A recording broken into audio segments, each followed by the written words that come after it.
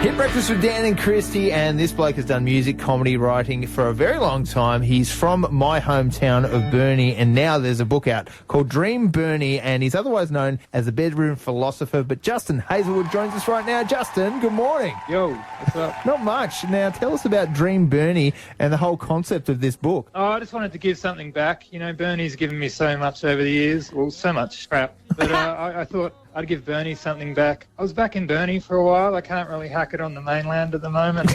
I feel like there's a bit of low morale around and I got in with the Burnie Arts Council. They were this sort of cool underground cult posse thing. We sort of cooked up this idea that maybe we could pay tribute to some of the artistic alumni of the place and create this really hip art book thing. And I sort of got a sort of low budget David Walsh thing on and thought, yeah, I'm going to create my own little Mona effect just out of wood chips and for sale signs and a dream. Hey, because Justin, when Dan and I first met, he was telling me that he was from a place called Burnie, and he was like just giving it crap, saying how Burnie's the whole of the universe and stuff like that. The bunghole of the universe. The bunghole of the universe, right? But I went to Burnie, beautiful beachside town, and I thought it was exceptionally beautiful, right? So for those playing along who might not have had the pleasure of heading to Burnie, how would you describe Burnie in your own words? Yeah, it's. I think the new tourism slogan they're working on is Burnie, we're not actually that bad.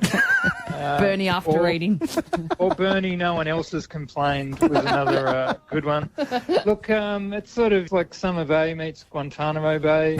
No, I'm just doing old comedy material now. I think Burnie, it's amazing the interviews I did with some different artists and the amount of times, like just said, it was a place you could do a bit of dreaming because you've got this ocean on one side, not that many people around, and you sort of, a lot of our 80s childhoods, we were very left to our own devices, classic underparenting there. And like that could be a good thing for a creative person. Kurt Cobain and Iggy Pop, when you look at their biographies, they grew up in pretty hardcore industrial kind of towns. It's only now that we're sort of trying to make ourselves be cool. Good luck with that. Well, you're a successful artist yourself, and there's so many stories because there's many success stories from Burnie. Tell us about some of the people that have launched from Burnie into the stratosphere. Look, I'm a creative person myself, and I hadn't really heard of half the people in the book. Like, we either don't know we're from Burnie or we're not necessarily, our achievements aren't really getting reported back. And so I learnt about Sabian Lynch in the band Alpha Wolf, who formed at Hellier College, and they're currently Grammy nominated. Wow. I kid you not, for the category of best box set or limited release, up against someone like Nirvana and John Lennon, I believe. That's so happening cool. In real time. Maybe there's heaps of famous people that have come from Burnie too, who just haven't like publicly acknowledged that they're from Burnie. So like Hugh Oslo Jackman Davis could be from Burnie. Yeah, if you want to start some sort of conspiracy theories about who's from Burnie,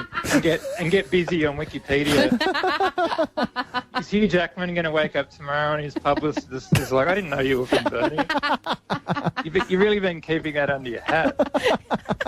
Under your so claws. many of us. Like, I feel like Josh Earl and I were the two people, we were really broadcasting that we were from Burnie because we were getting really good comedy material out of it. And you yourself, the bedroom philosopher, your humour, your wit, your social commentary, your songs, they're incredible. And for those of them playing at home, just go check out Northcote, So Hungover. Riding around on the 86, so hungover.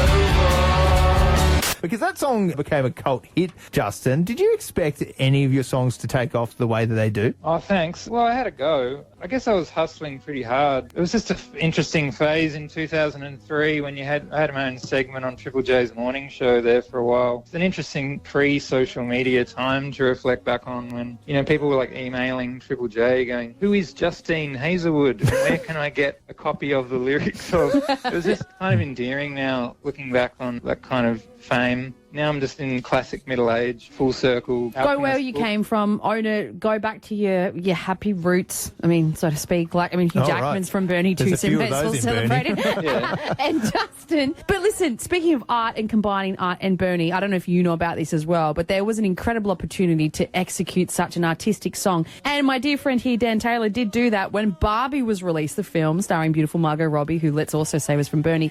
Dan did a parody song of Barbie titled Burnie. He's had over 1 million streams on socials. It's high quality. It's really good. I don't know. It was too good for the internet. It got taken down.